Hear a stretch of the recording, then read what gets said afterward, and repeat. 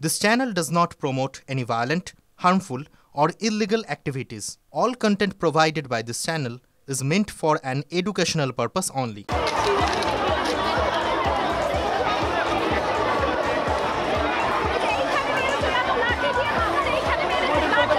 কিন্তু আজকে এই মুহূর্তে আমরা রয়েছি বিকাশ ভবনের সামনে।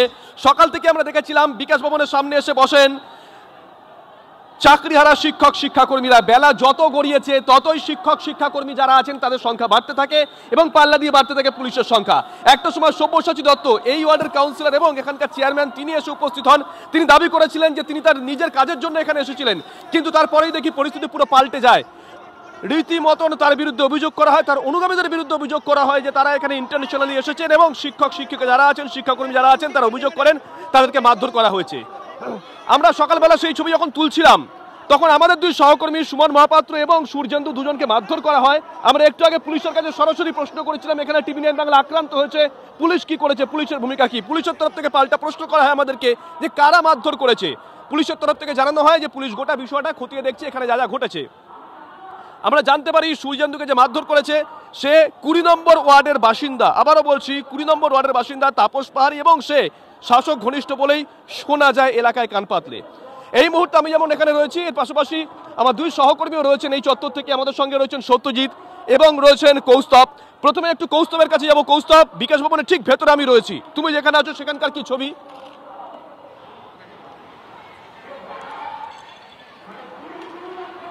একেবারে দেখো, আমি ঠিক এই গেটের সামনেটা রয়েছি, যে মেইন যে গেট, প্রধান যে গেট, সেই গেটের সামনেটা রয়েছি।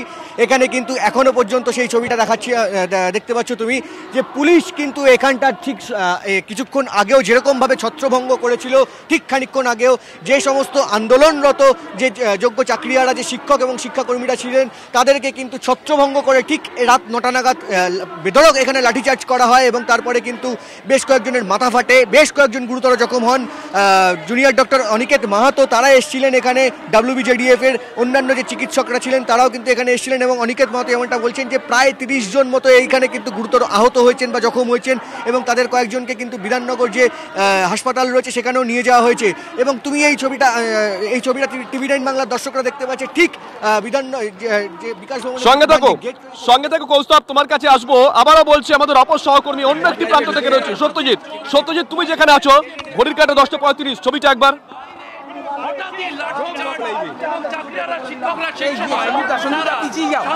দেখো, আমি এই মুহূর্তে যে ছবি দেখাচ্ছি একজন পুলিশের লাঠিচার্জে, আমাদের অপর প্রতিনিধি কৌস্তব যেটা বলছিল যে পুলিশের লাঠিচার্জ, সেই লাঠিচার্জে বেশ কয়েকজন আহত হয়েছে এবং এই মুহূর্তে একজন চাকরিহারা শিক্ষক তিনি কিন্তু একেবারে রাস্তায় শুয়ে পড়েছেন। তার মাথায় যেমন আঘাত হয়েছে তেমনি পাশাপাশি তার হাতেও কিন্তু আঘাত হয়েছে এবং সেখানে ভিজে কাপড় দিয়ে বেঁধে রাখা হয়েছে। সে মাটিতে এখনো পর্যন্ত শুয়ে রয়েছে এবং শুধুমাত্র এই ঘটনা নয়, কিছুক্ষণের আগের যে লাঠিচার্জ, সেই লাঠিচার্জে কিন্তু একাধিক শিক্ষক আহত হয়েছে এবং সেই ঘটনায় কিন্তু যথেষ্ট উত্তেজনা ছড়িয়েছিল, ছত্রভঙ্গ করার চেষ্টা হয়েছিল শিক্ষকদের এবং তার পরবর্তীতে বিকাশ ভবন এর সামনের চত্বর কার্যত খালি করে দেওয়ার চেষ্টা করেছে পুলিশ, লাঠিচার্জ করার অভিযোগ পুলিশের বিরুদ্ধে এবং সেই লাঠিচার্জের ফলে বেশ কয়েকজন আহত হয়েছে। এই মুহূর্তে চিকিৎসার জন্য আহত শিক্ষকদেরকে চিকিৎসার জন্য নিয়ে যাওয়া হচ্ছে এবং অপরদিকে আমি ভিডিও জার্নালিস্ট গৌরবকে দেখাতে বলবো যে পুলিশের মুভমেন্টটা, পুলিশ একদম অপর দিকে রাস্তার উপরে তারা প্রচুর সংখ্যক দাঁড়িয়ে পড়েছেন এবং যারা শিক্ষক আন্দোলন করছিলেন তাদেরকে কোনো রকমভাবে সামনের দিকে এগুতে দেবেন না, সে কারণের জন্য কিন্তু তারা দাঁড়িয়ে পড়েছে। পুলিশ প্রচুর পরিমাণে দাঁড়িয়ে পড়েছে এবং অপর দিকে শিক্ষকরা রয়েছেন, তাদের সঙ্গে বাদানুবাদ, ধস্তাধস্তি এবং বচসা চলছে। এই মুহূর্তের যেই ছবি, এখানে আপনাদেরকেও লাঠিচার্জ করার অভিযোগ পুলিশের বিরুদ্ধে, না পুলিশের বিরুদ্ধে কোনো লাঠিচার্জ ইচ্ছা করে। সঙ্গে থাকো সত্যজিৎ। কৌস্তব আমাদের সঙ্গে রয়েছেন, আমাদের অপর সহকর্মী কৌস্তব, তুমি যেখানে আছো ছবিটা কি? দেখো, যে কথা বলছিলাম, বেলা বাড়ার সঙ্গে সঙ্গে কিন্তু এখানে শিক্ষক শিক্ষাকর্মীদের সংখ্যা বাড়তে থাকে, তাদের সেই উদ্যম, সেই জোশ কি একই আছে? পুলিশ ডেভেলপমেন্ট নতুন করে হয়েছে কিছু?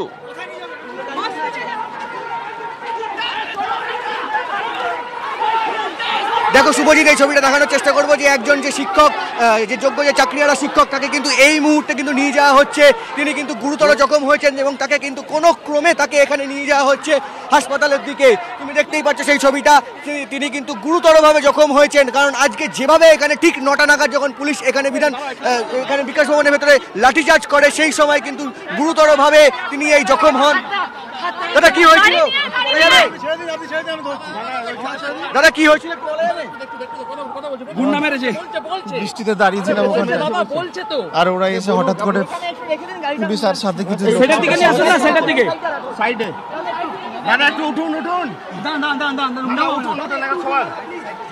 তুমি দেখতে পাচ্ছ যে এই মুহূর্তে কিন্তু তাকে শোয়ানো হচ্ছে ঠিক ফুটপাতে কিন্তু তাকে শোয়ানো হলো এই মুহূর্তে।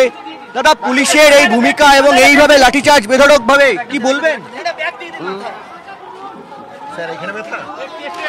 এখানে খুব যন্ত্রণা হচ্ছে, হাতের জয়েন্ট।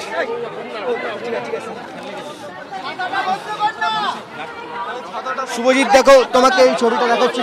এই মুহূর্তে ঠিক যে এই আন্দোলনরত যে যোগ্য যে চাকরিয়ারা যে শিক্ষকরা ছিলেন, সেখানে কিন্তু তাদের ওপর বেধড়ক লাঠিচার্জ করা হয় এবং এই মুহূর্তে কিন্তু তিনি গুরুতরভাবে জখম হয়েছেন। এবং পুলিশ যেভাবে আজকে নির্মমভাবে বলা যায় যে যেভাবে লাঠিচার্জ করেছিল, কারণ কার্যত মুহূর্তের মধ্যে কিন্তু রণক্ষেত্র আকার ধারণ করেছিল ঠিক বিকাশ ভবনের সামনের যে ছবিটা। এবং তাতে কিন্তু বেশ কয়েকজন যেরকম কয়েকজনের যেমন মাথায় আঘাত পেয়েছেন, পাশাপাশি কয়েকজনের কিন্তু শরীরের অন্যান্য অংশেও ফেটে গেছে, রক্ত বেরিয়েছে। এবং জুনিয়র ডক্টর অনিকেত মাহাতো তারা এসেছিলেন এবং তিনি এমনটা বলেছেন যে প্রায় 30 জন মতো জখম হয়েছে। একটু আগে আমরা কথা বলেছিলাম অনিকেত মাহাতোর সঙ্গে কথা বলেছিলাম, যখন অনিকেত এখানে আহত হওয়া শিক্ষাকর্মীদের দেখে বেরিয়েছেন, সরাসরি প্রশ্ন করেছিলাম কেমন দেখলেন। অনিকেত মারাত্মক কয়েকটি অভিযোগ করেছে। অনিকেত সরাসরি অভিযোগ করেছে এখানে হয়তো অনেকের পা ভেঙে থাকতে পারে। আবারও বলছি, অনিকেত সরাসরি বলেছে এখানে পুলিশের মারে হয়তো অনেকের পা ভেঙে থাকতে পারে। তাদের তরফ থেকে, ওয়েস্ট বেঙ্গল জুনিয়র ডক্টর্স ফ্রন্টের তরফ থেকে যা ব্যবস্থা নেওয়া হয় তারা তাদের সাধ্য মতন সেই ব্যবস্থা নিয়েছে। এবং অনেকের যে কথা বললো, অনেকের মাথায় আঘাত, পিছে আঘাত, বিশেষজ্ঞ যারা আছেন তারা বলছেন পুলিশ যে আজকে নির্বিচারে লাঠিচার্জ করেছে, পুলিশ কোন রকম এসওপি মানেনি, এমনটাই অভিযোগ করছেন অনেকেই।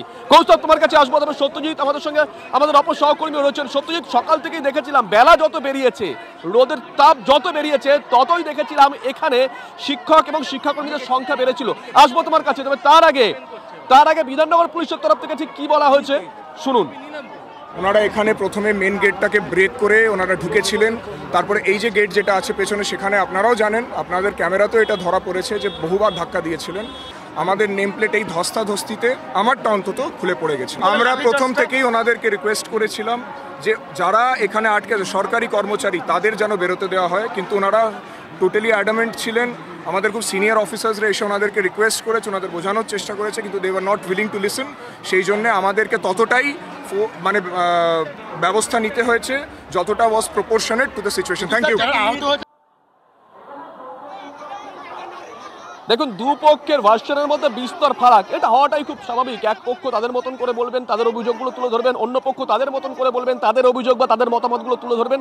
সব পক্ষের মতামত কিন্তু আমরা টিভি 9 বাংলা তুলে ধরতে বাধ্য, আমরা তুলে ধরছিও। বাস্তব ছবিটা ঠিক কি তা তুলে ধরার জন্য। এই মুহূর্তের ছবিটা ঠিক কি? সকাল থেকে যারা এসেছিলেন তারা কি হাঁপিয়ে পড়েছেন, নাকি তাদের বডি ল্যাঙ্গুয়েজ একই রকম আছে? রাত গড়িয়েছে। সত্যজিৎ,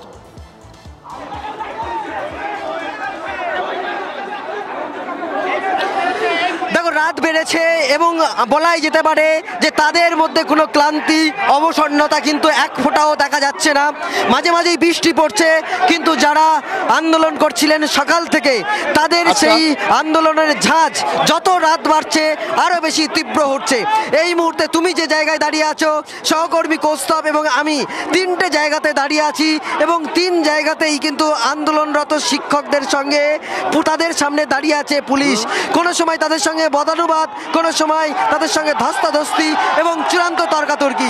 এই মুহূর্তে যে ছবি, পুলিশকে উদ্দেশ্য করে কার্যত সেই চাকরিহারা শিক্ষকরা তারা কিন্তু তাদের জোরালো দাবি, যে দাবি তারা সকাল থেকে করে আসছিলেন এবং পুলিশের বিরুদ্ধে যারা যে অভিযোগ করছিলেন, সেই অভিযোগের তীব্রতা কিন্তু আরো ঝাঁঝালো করছে। অর্থাৎ বলা যেতে পারে যে মিড়িমিড়ি বা ঝিরিঝিরি যে বৃষ্টি পড়ছে, সেই বৃষ্টির মধ্যে কোনো একটি জায়গায় অবসন্নতার ছাপ কিন্তু দেখা যাচ্ছে না শিক্ষকদের। কারণ তারা বদ্ধপরিকর, তারা মরিয়া যে তাদের যে চাকরি চলে গেছে। তারা কয়েকজন বলছিলেন যে সত্যজিৎ আমরা কথা বলছিলাম যখন শিক্ষাকর্মীদের সঙ্গে যারা সদ্য চাকরি হারিয়েছেন, তারা বারবার একটা কথা বলেছেন, আমরা রাজ্যে পড়াশোনা করেছি চাকরি পাওয়ার জন্য, আমরা নিজের যোগ্যতায় চাকরি পেয়েছি, প্রয়োজন পড়লে আমরা রাতের পর রাত জাগবো, আমরা এর শেষ দেখে ছাড়বো। নজর থাকবে সত্যজিৎ, কৌস্তব নজর থাকবে। তবে এই মুহূর্তে আমরা ধারাবাহিকভাবে নজর রাখছি বিকাশ ভবনের দিকে। পুলিশের লাঠি খেয়েছেন, পুলিশের লাঠির বাড়ি খেয়েছেন, তা সত্ত্বেও তারা কিন্তু মনোবল হারাননি। তারা বলছেন আমরা চাকরি পাওয়ার জন্য পড়াশোনা করতে গিয়ে রাতের পর রাত জেগেছি, দরকার পড়লে আমাদের হকের জন্য এই আন্দোলন রাতের পর রাত জাগবো। কি বলেছেন তারা শুনুন। এইভাবে মারছে, গেঞ্জি ছেড়ে দিচ্ছে, গুলি করে মেরে দিন, গুলি করে মেরে দিন, মরে যাবো। আমরা রাতের পর রাত না খেয়ে পড়ে আছি, আর এনারা একটা দিন থাকতে এত ভয়। পুলিশ মেরেছে, লাঠি দিয়ে মেরেছে, পুলিশ লাঠি দিয়ে পায়ে মেরেছে, ঠোঁটে মেরেছে, এখানে বুসি মেরেছে পুলিশ। অনেক শান্তিপূর্ণ অবস্থান থাকার পরেও পুলিশ আমাদের ওপর রীতিমতো কুনুই চালিয়েছে, লাঠি চার্জ করে। পুলিশ কেন লাঠি চার্জ করবে? আমরা কি দোষ করেছি, কি করেছি আমরা?